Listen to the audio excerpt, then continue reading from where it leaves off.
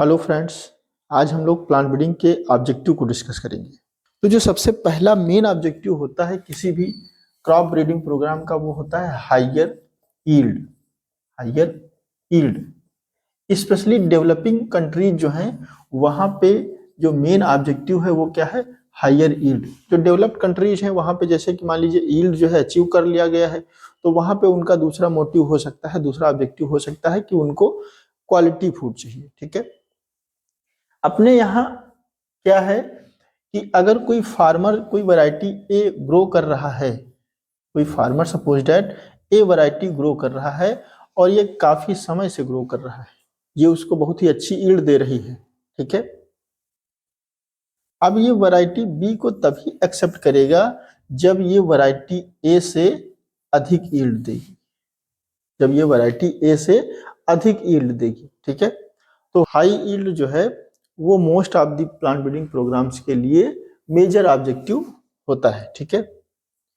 अच्छा, हमने जो है इसमें काफी हद तक सफलता भी प्राप्त की है। जैसे कि अगर आप टोटल फूड ग्रेन प्रोडक्शन की बात करें इंडिया की, तो वो करीब करीब 315 मिलियन टन पहुंच चुका है। 315 मिलियन टन पहुंच चुका है 2021 और 22 में। ठीक है। जबकि 2007 और 8 की अगर बात करें तो ये करीब करीब 231 मिलियन टन था। ठीक है। हालांकि इस बढ़ी हुई यील्ड में बहुत सारे फैक्टर्स इन्वॉल्व रहे हैं, लेकिन ब्रीडिंग जो है इसने मेन भूमिका इसमें अदा की है। ठीक है। तो जो फर्स्ट ऑब्जेक्टिव है किसी भी प्लांट ब्रीडिंग प्रोग्राम का वो क्या है? यील्ड। ठीक है। अभी जो सेकंड ऑब्जेक्टिव है वो है क्वालिटी। ठीक है। देखिए, इस क्वालिटी का मतलब होता है डिग्री ऑफ एक्सीलेंस। क्या मतलब होता है? Degree of excellence. इस क्वालिटी का मतलब अलग अलग क्रॉप में अलग अलग हो सकता है। अगर हम सीरियल्स की बात करें, धान्य फसलों की बात करें, तो उसमें क्या है कि हमको ग्रेन जो है अट्रैक्टिव चाहिए, कलर अच्छा हो उनका, बोल्ड सीडेड हो, है नहीं। गेहूं की बात करें तो उसमें हमको मिलिंग क्वालिटी अच्छी चाहिए, हमको बेकिंग क्वालिटी अच्छी चाहिए, ये क्वालिटीज हमको चाहिए। धान की अगर बात करें तो हमको कुकिंग क्वालिटी अच्छी चाहिए ना। जैसे पल्सेज की अगर बात करें तो वो प्रोटीन रिच हो। अगर हम मक्के की बात करें तो उसमें क्यूपीएम की हम बात करते हैं, क्वालिटी प्रोटीन मेज। उसमें जो प्रोटीन है उसमें लाइसिन और ट्रिप्टोफान अच्छी मात्रा में हो। अगर ऑयल की बात करें तो ऑयल सीड्स में क्या है क्वालिटी का मतलब कि हमको जो है उसमें न्यूट्रिशनल जो कंपोनेंट्स हैं वो तो मिलने ही चाहिए, साथ में जो उसमें टॉक्सिक सब्सटेंस है जैसे कि इरूसिक एसिड, इरूसिक एसिड ये जो है ये हेल्थ के लिए अच्छे नहीं है। तो ये कहा जाता है कि जो इरूसिक एसिड है वो लेस देन 2% होना चाहिए। इसी तरीके से जो डिफैटेड केक मस्टर्ड की, उसमें लेस देन 30 माइक्रोग्राम जो है पर ग्राम ऑफ डिफैटेड केक ग्लूकोसिनोलेट्स होना चाहिए, ग्लूकोसिनोलेट्स होना चाहिए। अगर इससे ऊपर है तो वो हार्मफुल माना जाएगा। ठीक है। तो ऑयल सीड्स में हम जो है ये प्रयास करते हैं कि जो न्यूट्रिशनल क्वालिटी है उसको बढ़ाने के साथ साथ ये जो हार्मफुल कंपाउंड्स हैं इनको जो है मिनिमाइज किया जाए ब्रीडिंग के थ्रू। ठीक है। अभी नेक्स्ट जो ब्रीडिंग ऑब्जेक्टिव है वो है मैच्योरिटी। तो हमको अर्ली मैच्योरिटी चाहिए, मोस्ट ऑफ द क्रॉप्स में हमको अर्ली मैच्योरिटी चाहिए। जल्दी मैच्योर होने से कई लाभ होते हैं, जैसे कि हमको जो है इन्वेस्टमेंट कम करना पड़ता है, ह्यूमन इफर्ट्स कम लगते हैं, फसल जल्दी मैच्योर हो जाती है तो हम एक साल में कई फसलें जो है ले सकते हैं। अभी नेक्स्ट जो हमारा ब्रीडिंग ऑब्जेक्टिव है वो है improved agronomic characteristics. Improved agronomical characteristics का क्या मतलब है कि जैसे प्लांट्स हम देखते हैं, अगर सीरियल्स की बात करें तो उसमें अच्छी टेलरिंग हो, पल्सेज की बात करें तो अच्छी ब्रांचिंग हो, इरेक्ट प्लांट टाइप हो, सीरियल्स की बात करें तो सेमी डॉर्फनेस हो या डॉर्फनेस हो। ठीक है। तो इस तरीके के प्लांट्स को जो है हम डेवलप करने की कोशिश करते हैं। ठीक है। जैसे सीरियल्स के प्लांट्स अगर सेमी डॉर्फ हैं या डॉर्फ हैं तो उससे बेनिफिट्स ये होता है कि उसमें लॉजिंग कम होती है ना, वो फर्टिलाइजर के प्रति रिस्पॉन्सिव होते हैं, ठीक है। तो इम्प्रूव्ड एग्रोनॉमिकल कैरेक्टरिस्टिक्स भी एक मेजर ऑब्जेक्टिव है। नेक्स्ट जो मेजर ऑब्जेक्टिव है वो क्या है, biotic and abiotic stress resistance. अभी biotic and abiotic stress resistance का क्या मतलब है कि जैसे कि फसल है उसमें बहुत सारी जो है लिविंग ऑर्गेनिजम्स के थ्रू जो है डैमेज होता है, जैसे कि इंसेक्ट के थ्रू, फंगस के थ्रू। तो वो जो स्ट्रेस है उसको जो है हम मिनिमाइज करने के लिए पौधों में रेजिस्टेंसी लाते हैं कि वो जो है उससे कम इफेक्ट हो, ठीक है। नेक्स्ट जो है जैसे कि एबायोटिक स्ट्रेस, जैसे कि ड्राउट कंडीशन हो गई, फ्लड कंडीशन हो गई, सैलिनिटी हो गई, एल्कालिनिटी हो गई, तो उसके लिए भी जो है पौधे हम ऐसे डिजाइन करते हैं जो कि उनके प्रति जो है कम ससेप्टेबल हो, वो रेजिस्टेंस हो उसके लिए, एडवर्स एनवायरमेंटल कंडीशंस में भी अपने आप को सर्वाइव कर सकें और मैक्सिमम जो है आउटपुट या मैक्सिमम प्रोडक्शन दे सकें, ठीक है। इसके बाद जो मेजर ऑब्जेक्टिव है वो है photo and thermo insensitivity.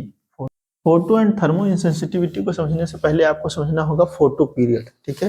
Photo period,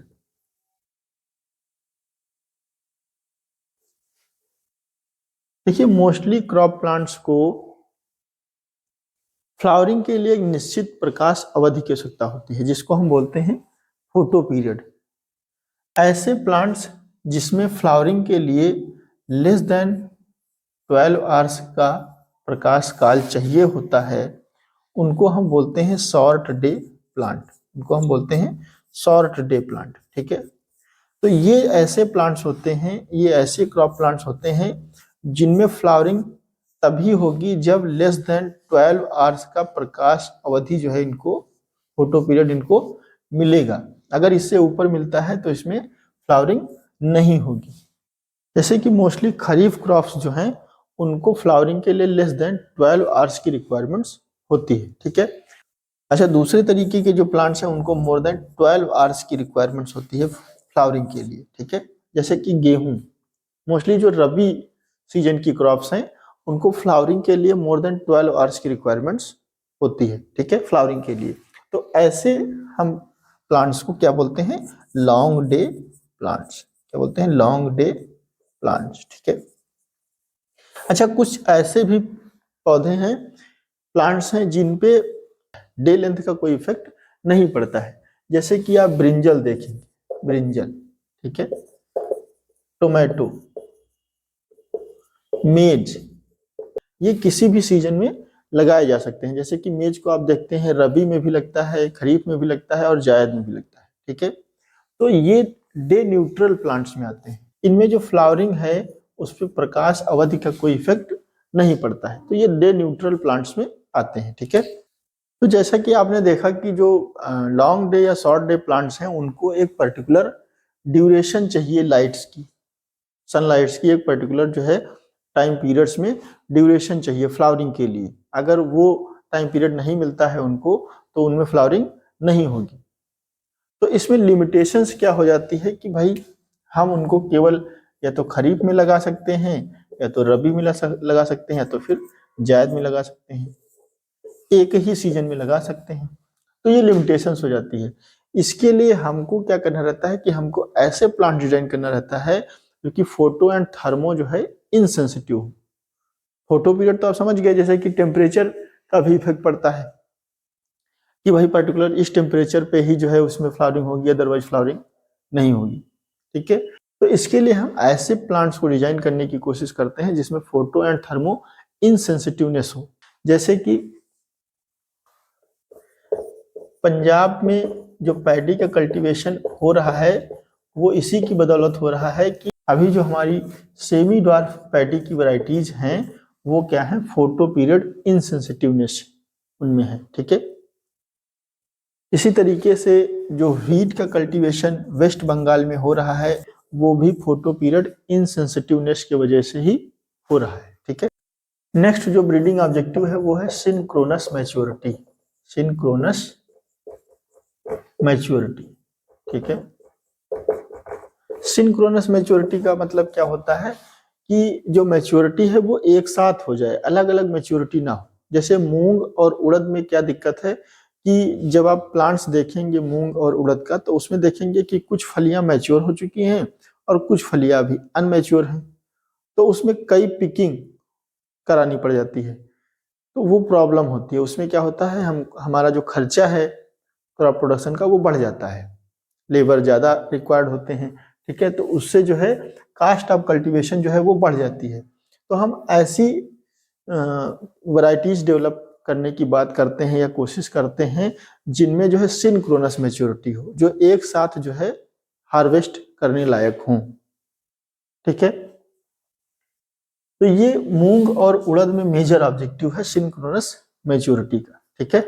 अच्छा, ये जो सिंक्रोनस मैच्योरिटी है ये सभी क्रॉप में डिजायरेबल नहीं है। जैसे कि अगर हम टोमेटो की बात करें तो उसमें हम ये नहीं चाहते हैं कि सारे जो टोमेटोज हैं वो एक साथ जो है मैच्योर हो जाएं, क्योंकि अगर एक साथ मैच्योर हो जाएंगे तो उनको सेल करने की भी प्रॉब्लम आएगी, ठीक है।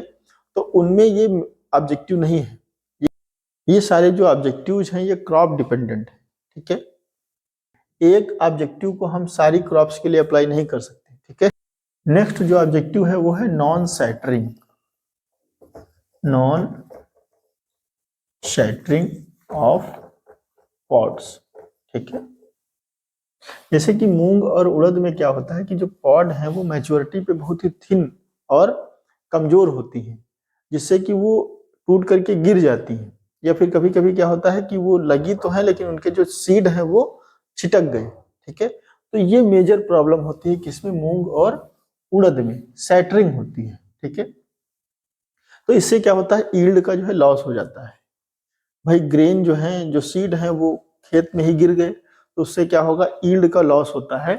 तो हम ब्रीडिंग के थ्रू क्या करते हैं कि इस कैरेक्टरिस्टिक्स को रिड्यूस करने की कोशिश करते हैं, या फिर हम ऐसी वैरायटीज को सिलेक्ट करने की कोशिश करते हैं जो कि नॉन सैटरिंग वाली हो, ठीक है, जिनमें सैटरिंग कम से कम हो या फिर ना हो, ठीक है। तो ये भी हमारा मेजर ऑब्जेक्टिव है इन केस ऑफ मूंग एंड उड़द, ठीक है। नेक्स्ट जो ऑब्जेक्टिव है वो है डिटर्मिनेट ग्रोथ। डिटर्मिनेट ग्रोथ का मतलब क्या है, इसको समझने से पहले आप ये समझिए कि किसी भी क्रॉप प्लांट्स में, किसी भी प्लांट्स में दो स्टेज होती हैं, एक तो वेजिटेटिव स्टेज, दूसरी रिप्रोडक्टिव स्टेज, ठीक है। तो ऐसे क्रॉप प्लांट्स जिसमें पहले वेजिटेटिव ग्रोथ हो गई, उसके बाद रिप्रोडक्टिव ग्रोथ हो गई। एक बार वेजिटेटिव ग्रोथ हुई, रूट सूट ये सब बने, उसके बाद ग्रेन मतलब फ्लावरिंग हुई, फिर ग्रेन फिलिंग हो गई, फिर हमने हार्वेस्ट कर लिया। तो ये जो है ये क्या है, डिटर्मिनेट ग्रोथ है। ये जो है डिटर्मिनेट ग्रोथ है, जैसे कि पैडी, व्हीट, इनमें सब में क्या है, डिटर्मिनेट ग्रोथ, ठीक है। इनडिटर्मिनेट ग्रोथ में क्या होता है कि ये जो वेजिटेटिव स्टेज है और रिप्रोडक्टिव स्टेज है ये सिमल्टेनियसली चलती हैं, एक साथ चलती हैं। जब आप क्रॉप प्लांट्स को देखेंगे, किसी भी प्लांट्स को देखेंगे, तो उसमें आपको फ्लावर भी दिखेंगे, नई नई ब्रांचिंग भी आपको दिखेंगी, ठीक है, और उसमें जो है मैच्योर पॉड भी दिखेंगी, इमेच्योर पॉड भी दिखेंगी। तो ये जो कैरेक्टरिस्टिक्स है ये मूंग, उर्द और अरहर, इन क्रॉप्स में जो है देखने को मिलता है। ये अनडिजायरेबल है, ये क्या है, इनडिटर्मिनेट ग्रोथ जो है इन फसलों में क्या है, अनडिजायरेबल है। तो हम लोग कोशिश ये करते हैं, हमारा जो ऑब्जेक्टिव रहता है ये रहता है कि हम डिटर्मिनेट ग्रोथ वाली जो है वैरायटीज को सेलेक्ट करें, डिटर्मिनेट ग्रोथ वाली जीनोटाइप्स को हम सेलेक्ट करें, उनके थ्रू जो है हम ऐसी वैरायटीज बनावें जो कि डिटर्मिनेट ग्रोथ वाली हों, ठीक है। तो ये इन फसलों में मेजर ब्रीडिंग ऑब्जेक्टिव है डिटर्मिनेट ग्रोथ, ठीक है। नेक्स्ट जो ब्रीडिंग ऑब्जेक्टिव है वो है डॉर्मेंसी, ठीक है, डॉर्मेंसी। देखिए कुछ फसलें जैसे कि पैडी आप देखते हैं, मूंग देखते हैं, उर्द देखते हैं, ये क्या होती हैं कि जैसे थोड़ा सा अगर गिर गई तो इसमें क्या होता है, जर्मिनेशन स्टार्ट हो जाता है, सीड्स में जो है जर्मिनेशन, ग्रेन जो है उसमें लगे हुए हैं, सीड प्लांट्स में लगे हुए हैं, क्रॉप प्लांट्स में लगे हुए हैं, और वहीं पे क्या हुआ, जर्मिनेशन स्टार्ट हो गया। तो इससे क्या होता है, जो प्रोड्यूस है वो बेकार हो जाता है, यील्ड जो है घट जाती है, यील्ड की क्वालिटी जो है वो रिड्यूस हो जाती है। ठीक है, इस तरीके से जो फार्मर्स हैं उनका क्या हो जाता है, नुकसान हो जाता है। ठीक है, तो ये जो कैरेक्टरिस्टिक्स है कि भाई प्लांट्स पे ही जर्मिनेट हो जा रहे हैं सीड, इसको हम क्या करते हैं, इसको रिड्यूस करने की कोशिश करते हैं through the induction of dormancy. तो हम इनमें जो है डॉर्मेंसी इंड्यूस करते हैं, ऐसे जो है सीड्स, ऐसे जीनोटाइप्स का सिलेक्शन करते हैं जिनमें क्रॉप पे लगे लगे सीड जो है जर्मिनेट ना हो।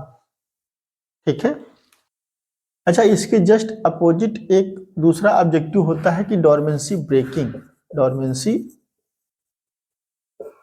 ब्रेकअप। ठीक है, तो जो शुगर केन है, शुगर केन और पोटैटो, इनके जो सीड हैं उनमें क्या होता है कि इतनी तगड़ी डॉर्मेंसी होती है कि सीड जो है जर्मिनेट ही नहीं करते। तो उस कंडीशन में हम ऐसी जो है जीनोटाइप्स का सिलेक्शन करते हैं, ऐसी वैरायटीज को डेवलप करने की कोशिश करते हैं जिनमें डॉर्मेंसी ना हो, कम हो। ठीक है, तो इस तरीके से हमने प्लांट ब्रीडिंग के वेरियस ऑब्जेक्टिव को डिस्कस किया। आज के लिए बस इतना ही, मिलते हैं नेक्स्ट वीडियो में। Thank you very much for listening to me.